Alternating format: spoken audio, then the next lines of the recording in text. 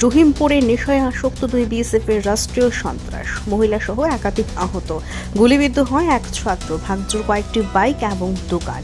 রহিমপুর একটি সীমান্ত এলাকা, এখানে রয়েছে ভারত ও বাংলাদেশের কাঁটাতারের বেড়া, এখান থেকে রয়েছে বিএসএফের কড়া ডিউটি। জানা যায় রহিমপুরে ছিল মুসলিম ধর্মাবলম্বীদের ওয়াজ মাহফিল। এই মাহফিলে রহিমপুরের মহিলা পুরুষ সহ সকলেই আসা যাওয়া করছে। এমন সময় দুই বিএসএফের ব্যাটালিয়ন নেশায় আসক্ত হয়ে তাণ্ডব চালায়।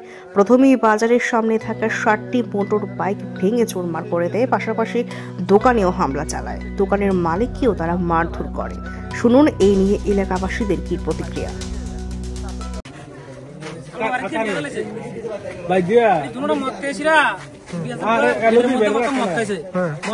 বাজারের মধ্যে আছে, বাজারে এসে 8-10টা বাইক ভাঙছে। ফিটটা একজন দোকানদার আছে ফরতুস, হেরে বাতে ফিরছে ইচ্ছা মতো। হ্যাঁ দোকানও আসিল, হেরে ফিরছে, ফিটটা সিরা হের বাইকটাও ভাঙছে। বাজারও মিনিমাম 8-10টা বাইক ভাঙছে। ভাঙ্গিয়াছিরা বাড়ির মধ্যে গিয়েছিরা মহিলার উপর বাতে আক্রমণ করছে বিএসএফ। হ্যাঁ বিএসএফ। কোন ক্যাম্পের বিএসএফ? আশাবাড়ি ক্যাম্পের বিএসএফ। তারা কতজন আসছিল? তারা 2 জন। তারা গেটের থেকে বর্ডার সাইরা তারা বাজারে প্রথম আক্রমণ করছে, ভারী করে গিয়ে আক্রমণ করছে। কতজন আহত হয়েছে?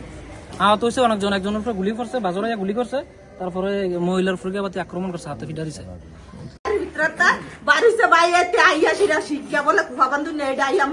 গুলি করে দিছে ভাই, বাজারও কিচ্ছু তার রাখছে না, ফিটটা সব ভাঙা লাইছে।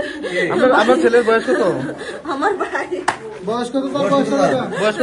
17 বছর বয়স। আমার কি করে আপনার ছেলে? আপনার ছেলে কি করে? কি করে? লাইনে উঠছে পরে রহিমপুর স্কুলে পড়ে। রহিমপুর স্কুলে।